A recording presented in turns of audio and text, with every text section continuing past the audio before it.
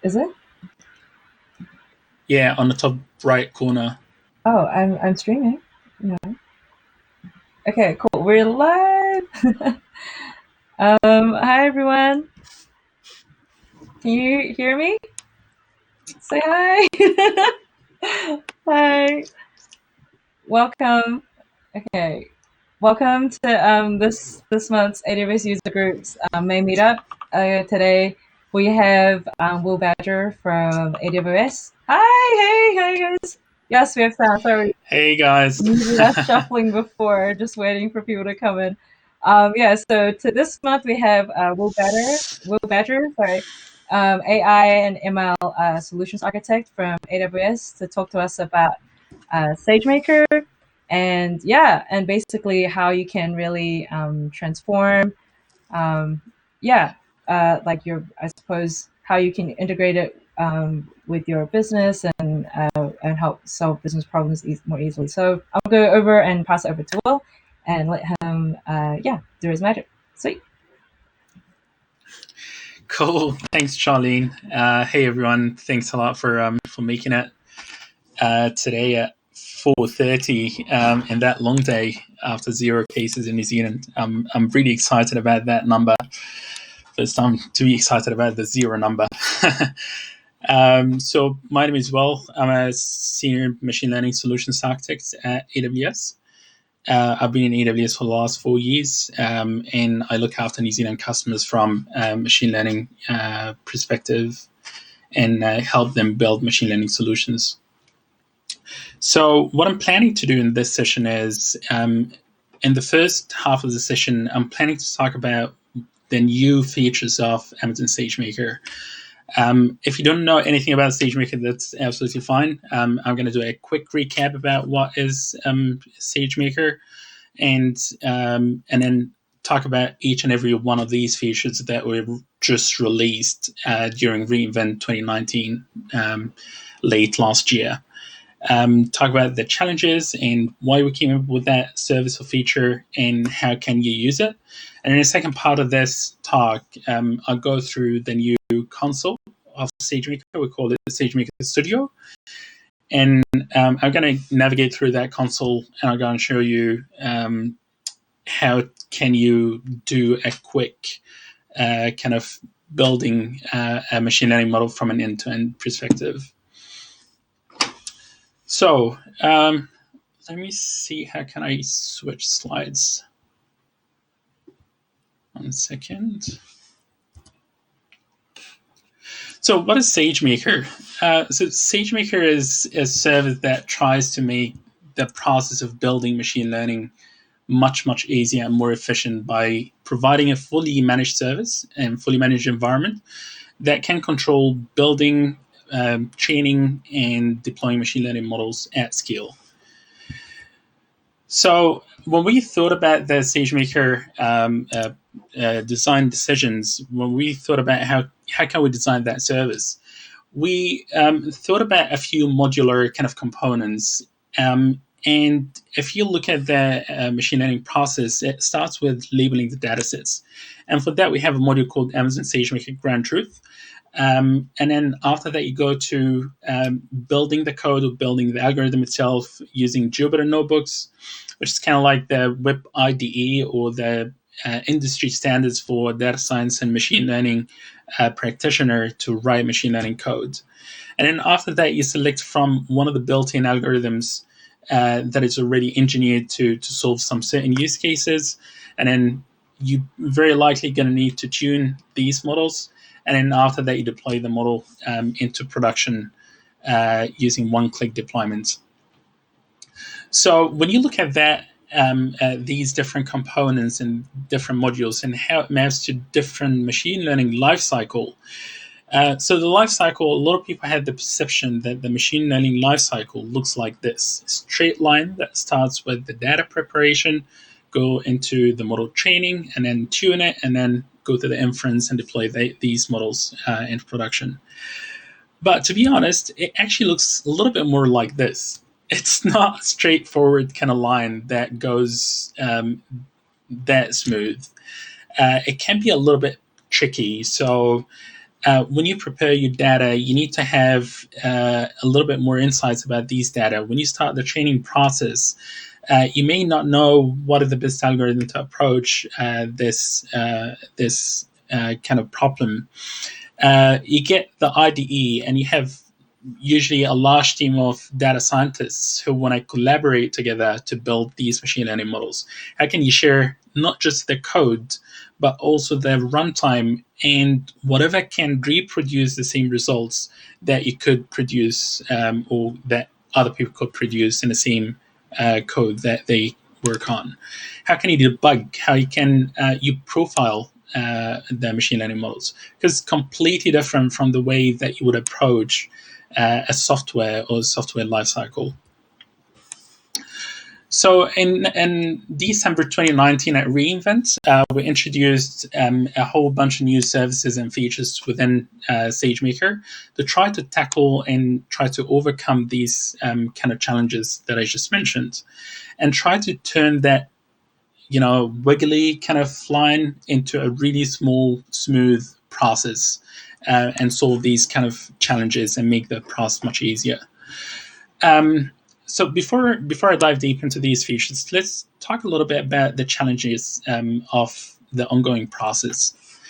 So the machine learning workflow can involve many different tools and services and frameworks. If you've done machine learning before, you would know that you might need something like Jupyter Notebook and install frameworks and download maybe pre-trained models to use transfer learning and so on. And it's also an iterative process. You keep trying over and over again until you get the desired kind of outcome and results.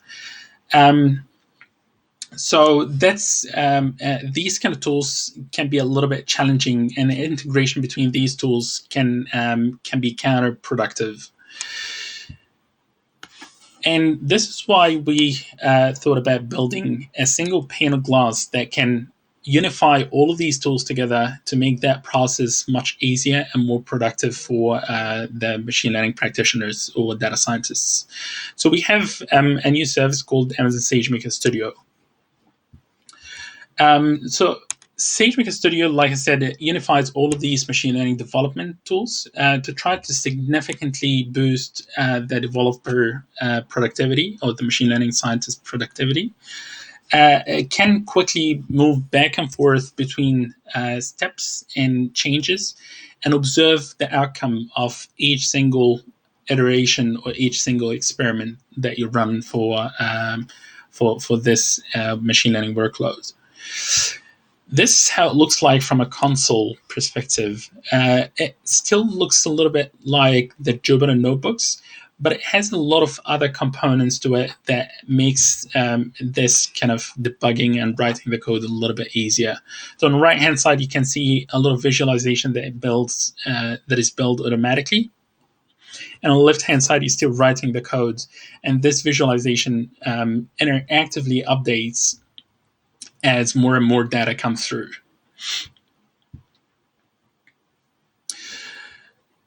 So one of the first steps in building machine learning, one of the first steps in building machine learning models is preparing the data and engineer the different features and variables in the data set to make them ready to train these machine learning models. So as more organizations build machine learning practices, they need to enable collaboration between different team members within the data science team, right? And the old way of achieving that doesn't really work, because each piece of code has a specific environment and specific runtime and specific configuration that you need to maintain in order to produce the same exact results. And that's why we thought about how can we improve the notebook experience and the Jupyter notebook experience as a whole. And that's why we introduced SageMaker Notebooks, or the new version of the notebooks. So this is a setup-free, near real-time kind of instant notebooks. Once you just start or go from the console, open the notebook, it's going to open instantly. You don't really need to provision any instances or servers in the background. It's a serverless in nature, and enables collaboration between different members within the same team. So you can easily share the notebook between different people. And it's not going to just share the code, it's going to share the whole runtime. So they will be able to reproduce exactly the same result that you produced in your notebook. And it's going to be a complete different clone. So if they're going to make any changes to their copy, you will not be impacted by these changes. And again, as kind of like a snapshot of how it looks like. This is a notebook. Once you start it, you're going to have access to this notebook and you start writing code right away. If you want to change the specs of the resources of this notebook, you can just select it on the fly and it's going to update automatically without having to recopy the data into a different place. So you can select whatever aspects that this notebook can help you achieve what you want to achieve. Bear in mind that when you start the training process or the machine learning training process, it happens outside of the notebook in a completely different environment controlled by Sagemaker. And that's why you don't really need a huge amount of resources on this specific notebook. But at the same time, sometimes you're going to need to do analytics or understand how the data works. So that might need to increase the CPU or the memory instantly and then switch it back when you finish your analysis. Again, this is a snapshot on, screenshot on how to create a snapshot and share it with different people within the same team. It's as simple as just clicking on create a snapshot. And then once you create that snapshot, it's going to give you a link and you send that link to your colleague and they'll be able to see exactly what you see. So one of the other challenges in machine learning is the machine learning process itself.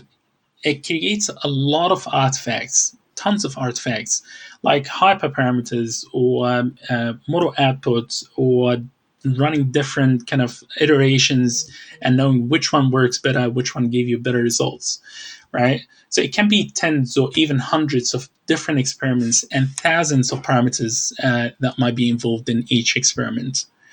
And that's why we created another component Sagemaker called Sagemaker Experiments.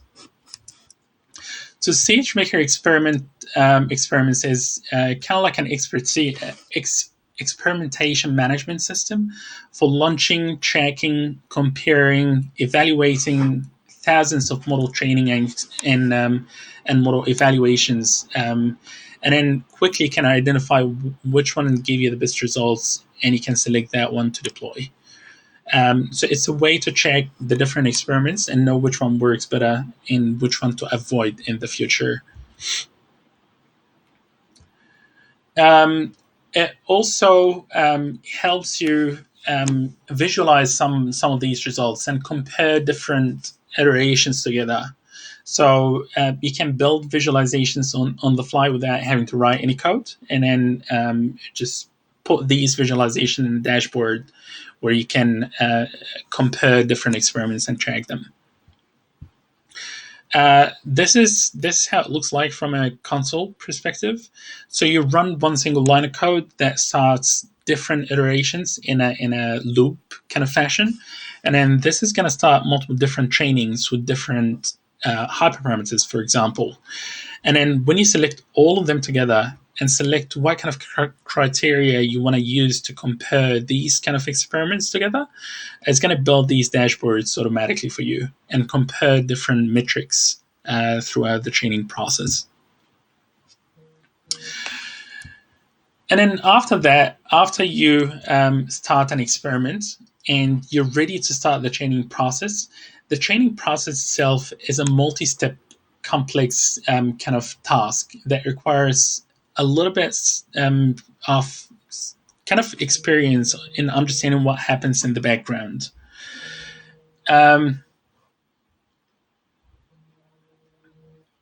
So machine learning developers can have this kind of visibility or really good visibility into the training process using what we call Sagemaker Debugger. The SageMaker debugger can automatically detect several classes of errors and several issues and problems, and allow for interactive analysis of chaining metrics. Let me show you how it looks like. So what happens is when you start the training process in the background, like I said, it doesn't happen inside the notebook. It happens in a separate environment. We look at every single what we call tensor, or every single parameter that happens during the training process, and we save it automatically in one of the three buckets that you define. And then after that, we run some analysis in the background to try to detect some of the issues that might occur. So, for example, there's a really famous problem that happens during the training process of training machine learning. It's called overfitting, right? Overfitting means that the algorithm now remembers what happens during the training process, but it cannot generalize enough when it comes to predictions. So that's a problem that happens quite often when you train machine learning process. So you can set some kind of rules that says, for example, I'm going to start the training process now, and if you see that the training is overfitting, do actions 1, 2, 3, right?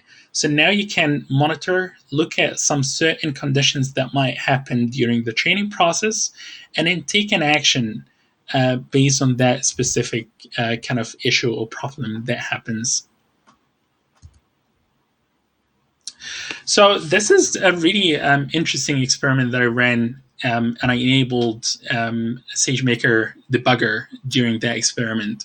So this is a data set that tries to classify different traffic signs. It's called the German traffic sign data set. And as you can see, when I started the classifier in the very early kind of training loops or training iterations, I built what we call an activation map. So an activation map shows you which part of the image the classifier is looking at in order to make that kind of decision or that kind of prediction.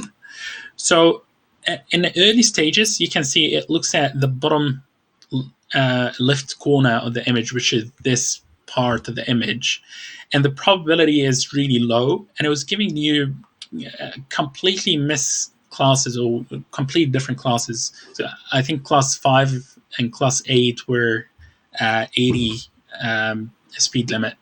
And then after the training iteration starts to recognize what part or what region of the image it's looking at, or when it found the right region, now it's making a little bit better predictions with high probability. And you can see that the class is turning into class 3, and the probability is getting to above 95%. So again, this can help you understand why the model is behaving in a certain behavior or doing certain behavior. It can help you explain the model output at some point.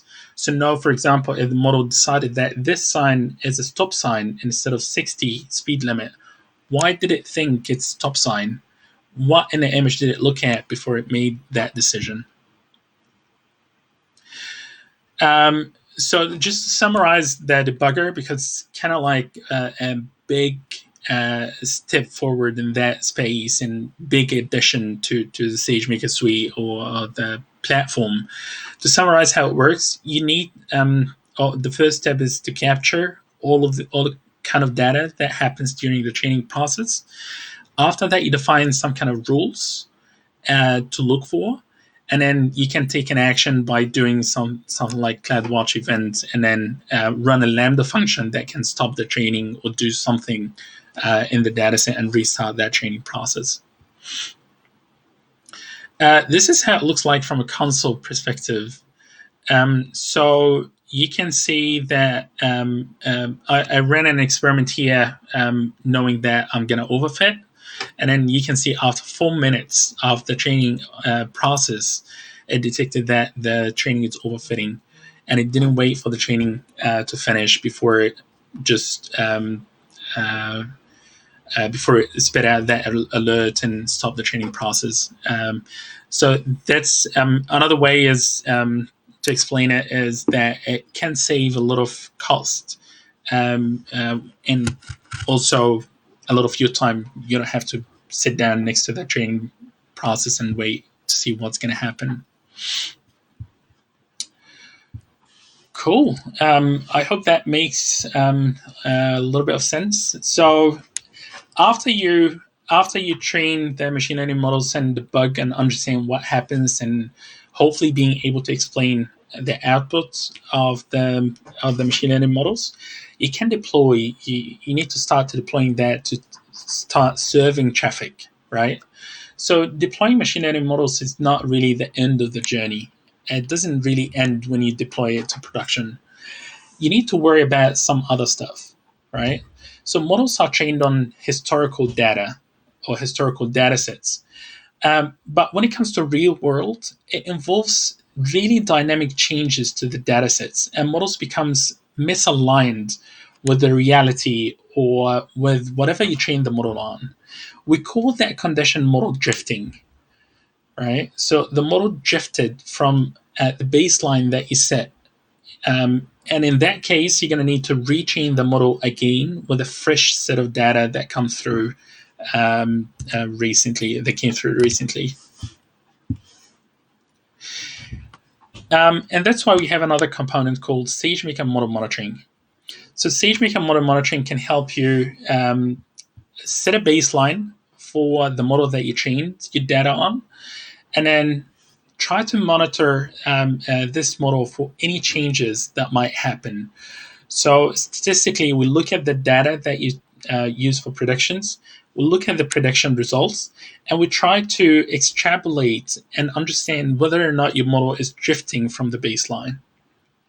If the model is drifting, we're going to send you recommendations that you need to retrain your model before moving ahead because the model performance deteriorates. And of course, it has integration with the different AWS kind of services throughout the platform. This is how it looks like. So this is kind of like a simulation to model drifting. So that blue line that you see in the middle, this is the baseline that I trained my model on. And that orange line is the current kind of statistical readings for the data that you use for predictions. As you can see, it reached that to the point where it equals the baseline, and then after that, it's completely different from the baseline, which means at this point here, I'm going to need to retrain my model. So I'm going to go back 2 slides here, and then get back to the component where I said that model deployment is not the end of the journey. What happens afterwards is that we need to keep an eye on these models, and we keep monitoring these models to understand what's happening during the prediction process. So one of the problems that might happen is the data that you train your models on is historical data, and then when it comes to predictions, the prediction data can be a little bit different from the data that you trained your model on, and because data is dynamic and it keeps changing over time, right? So we need to detect when the data drifts, or in different words, we need to detect model drifting. So SageMaker model monitoring can help you detect model drifting, and then send you some kind of alerts to let you know the current state of the machine learning models. And then after that, you can take some actions. And the most common action you take in that way is retrain your models on the fresh incoming data. Again, this is how it looks like. You just point to the endpoints that you have after you enable the model monitoring. It shows you the baseline in the blue line, and then the orange line shows you the current readings of the incoming predictions. So obviously here you can see at 3 p.m. the model started drifting really bad, and at this point in time you get notification that says your model is drifting and you need to retrain your model on a fresh set of data. So by now you might be asking yourself that question. If we already know what needs to be done, then why not just automate this whole pipeline? Why not automatically produce these machine learning models without having to worry about me doing, pre-processing the data, selecting the algorithm?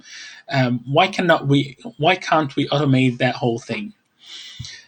And that's why we came up with another component or another module to SageMaker called SageMaker Autopilot.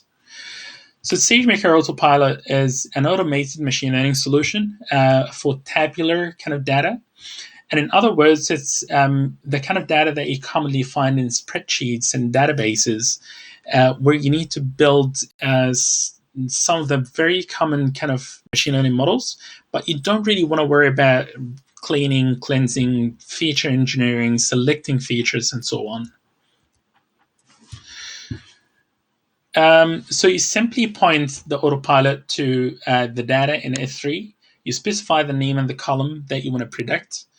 And then after that, you just either select what kind of problem you're trying to solve. Is it binary classification? Is it multi-class classification? Or you can just leave it to the autopilot to decide what kind of algorithm to choose. It also has a really cool feature that I found really cool, which is a dry run. So it doesn't really have to start training process or different training iterations to come up with the best model. You can just do a dry run, and it's going to automatically generate two different set of codes, two different notebooks. One to explore the data with the code, and the other one that shows you what exactly is going to happen and what are the best algorithm that Autopilot chose.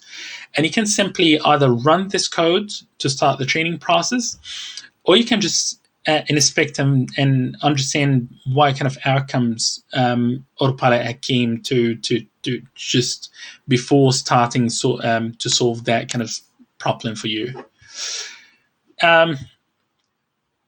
So eventually, what we're going to get to is trying to turn this wiggly line that I talked about in the beginning into a little bit more organized way that has a kind of control flow that starts with the data preparation, going into creating an experiment to be able to check and compare different trials together, start the model training, and then do a little bit of debugging, understand why the model is making that kind of predictions, and whether or not you need to increase the number of data. Is there anything in the data set that's might likely cause any problem? And then after that, you do the model tuning. So you would tune and optimize your models to increase or maximize the performance of the model. And then you do a little bit of unit testing. So unit testing is just a little bit different from unit testing when it comes to software development. It's more around is the model giving you the best performance? Is the error minimized or not? Is the false positive acceptable or not? What is the ratio of the false positive compared to false negative, and so on?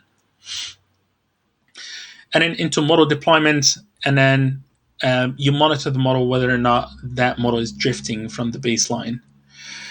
If it's drifting from the baseline, you can create another experiment to retrain the model and go through that loop over and over again. So that summarizes the machine learning lifecycle and what happens when you build a machine learning solution. So with that, that's almost briefs everything that I wanted to say in terms of the new kind of services. What I want to move to now is a quick demo or a walk through the console to show you how everything looks like.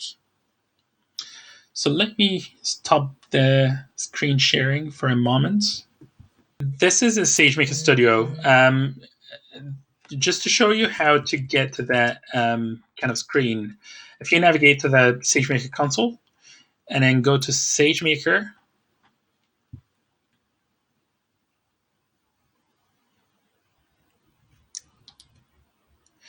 And then on the left hand side here, you can see Amazon SageMaker Studio.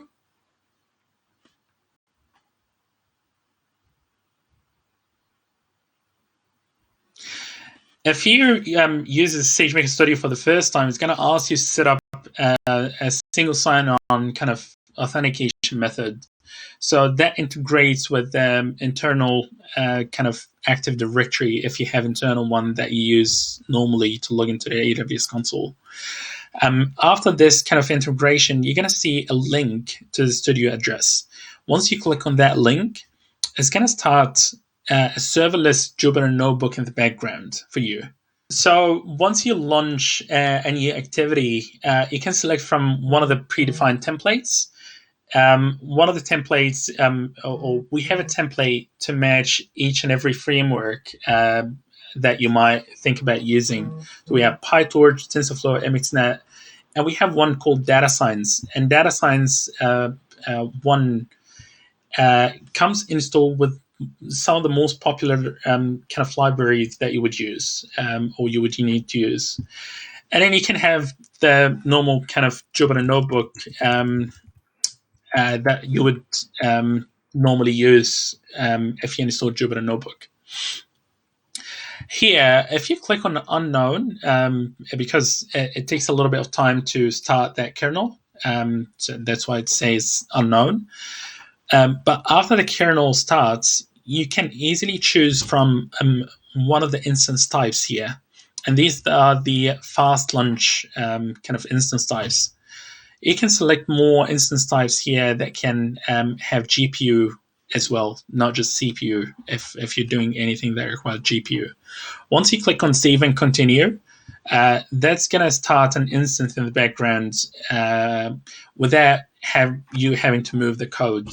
So you will not even notice any change in the code or the console itself. If you want to share that between different team members, including the output, you can create a snapshot and then copy that link and send it to a different person. And then if you open that link on a different screen, it's going to navigate to this complete runtime or complete environment rather than just the notebook or just that code. What I want to show you here is on the left-hand side, this is how you manage your experiments, right? Let's say you want to create a new experiment that uses Autopilot to train a classifier to do some certain task, right? So you click on Create Experiment, specify the experiment name. You select the input. So what are the location of the data set that you want to train on? You specify the S3 bucket. Of course, it has to be in the same region as the one that you start the SageMaker from. So something like US East 2 for me. You can see everything else is going to be dimmed, so you won't be able to select it. You select the key prefix, and then what column in your data set you want to predict, right? So, for example, if we're looking at the house sale prices, that column might be price of the house. And after that, what are the location of the output? Where do you want to put the model after you finish training? It has to be another bucket that exists in the same region, of course. And then here you select what kind of problem is it. So for house pricing, it's a regression problem.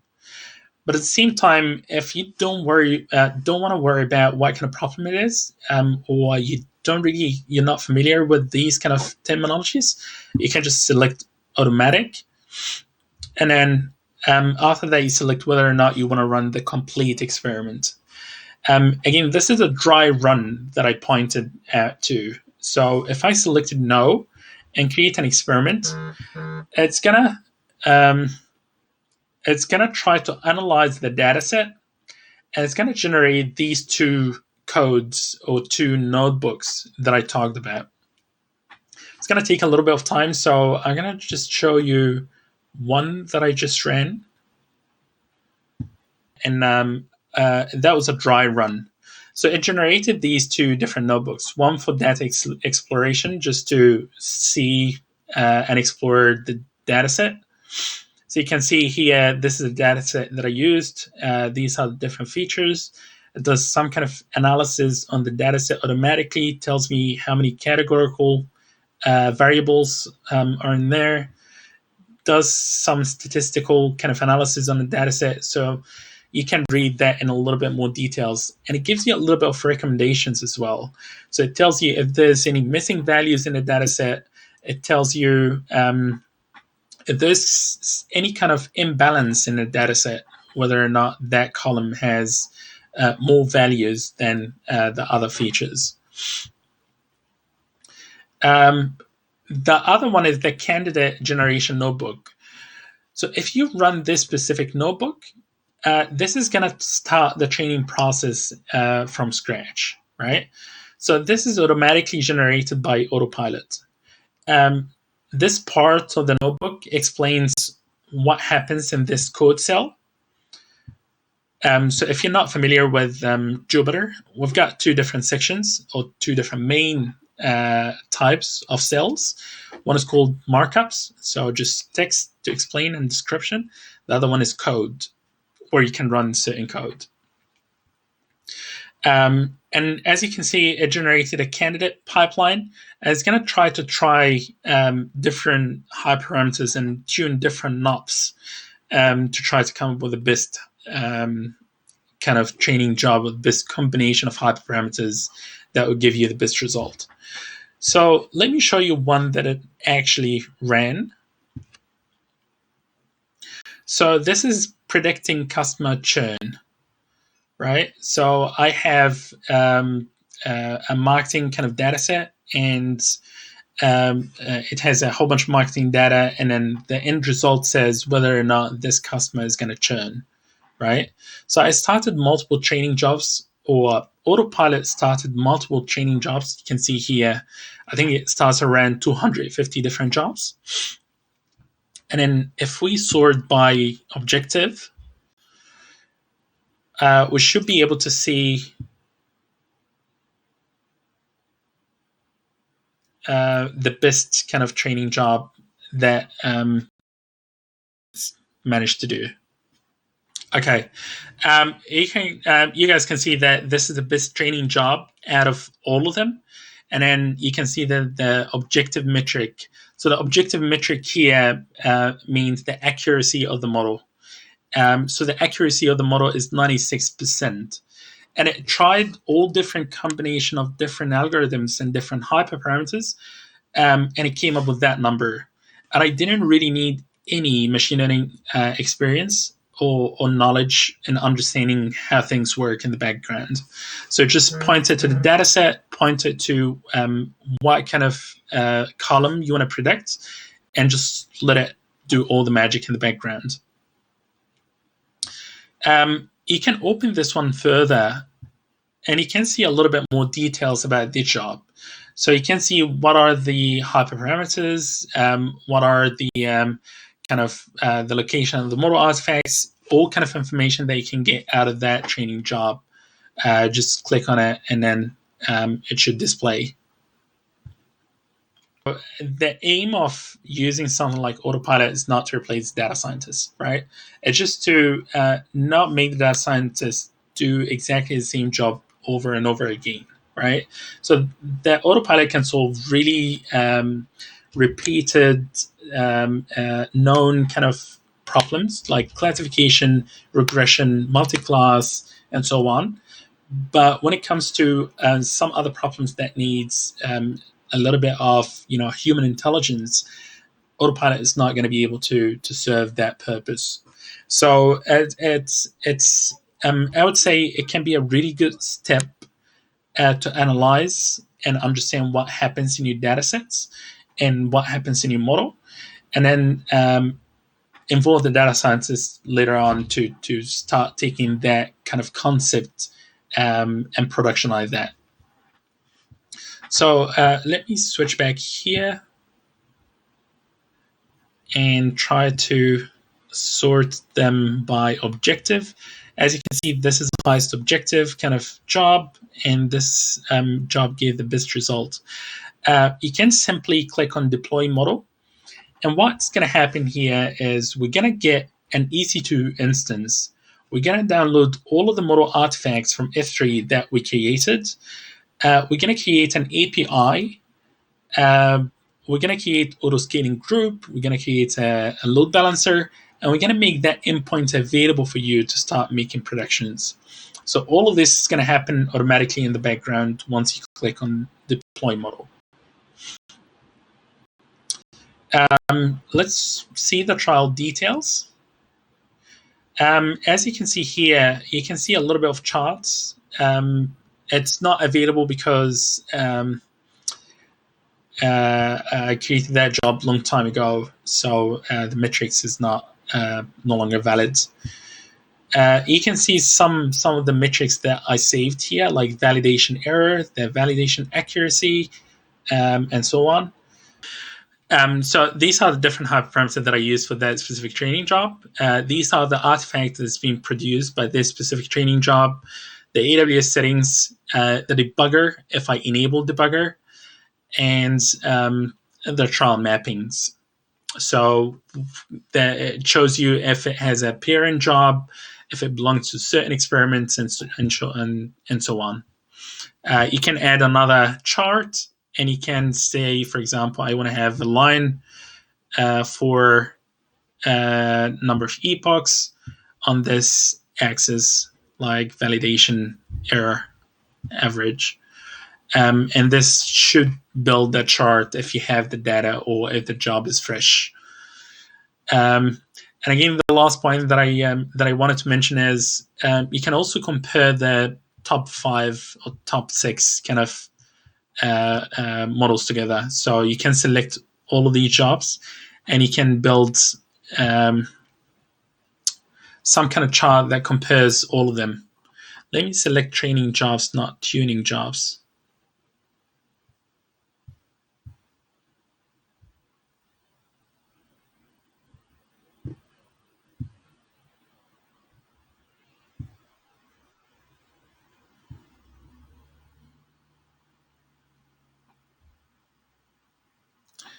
So do you have any questions by the time it just renders and refreshes?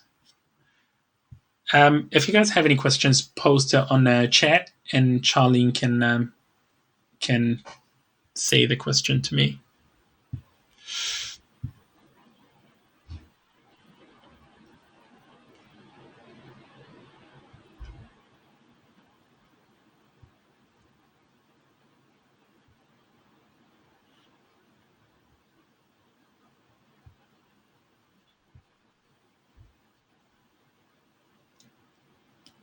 Sorry.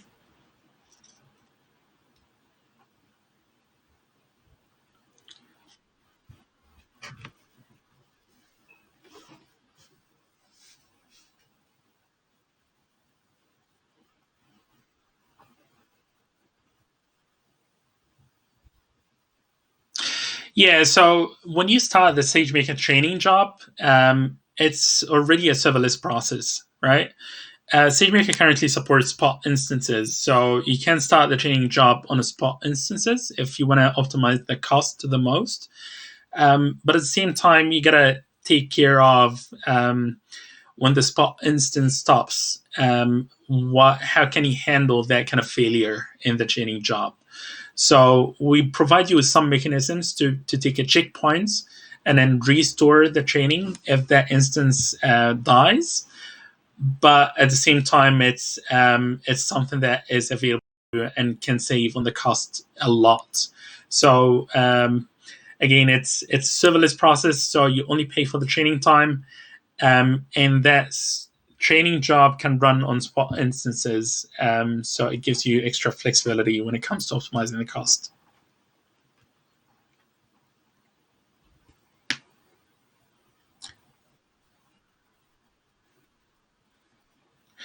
Yeah, definitely. So if you go to AWS training, AWS.training, you're going to find a lot of machine learning courses. I think we also announced a Udemy kind of machine learning scholarship. Hello?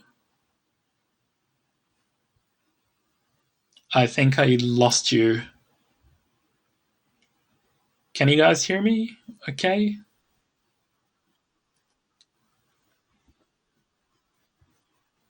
Oh, okay. Yeah, so we just announced a course that's going to be on Udemy very soon. So if you search AWS machine learning Udemy, um, it's a scholarship that you can sign up for. It's going to be a free course on machine learning specialization, and it's going to teach you how to use Sagemaker and machine learning in general. Not this one, but there's another one that I can just put the link for. And again, the other resource is AWS training. So AWS training, and there's a machine learning track where you can just get everything on a machine learning platform on AWS.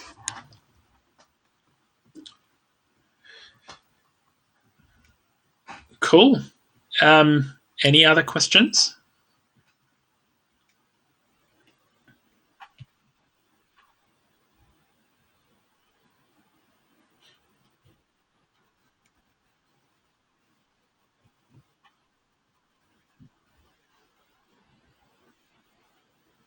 Yeah, that's really good one. So we have an out of the box integration with some other services like Athena, like S3, of course, like Glue. So you can use these other services to prepare your data before you send it to SageMaker, or you can use these other services in the prediction or the inference stage. So you can integrate Athena, for example, with the SageMaker endpoint so that it can do batch predictions on your data set, and then add the results as a column, as a new column in your data from Athena. So we have a whole bunch of blog posts that explains how to integrate with different services. But again, SageMaker is like all other AWS services, API driven, right? So you can use the API to integrate it with any other AWS service if you want to. Like for example, the debugger, you can integrate it with CloudWatch to detect issues or problems like overfitting, and then trigger some kind of alarm, and then that triggers a Lambda function that does something else, like stopping the job and so on. So there's a tight integration with everything else that you're already familiar with. Yeah. Sweet. Thanks, Will. Cool. Sweet. Yeah. Anything else? Thanks, everybody. Anything else? I'll just give a few seconds.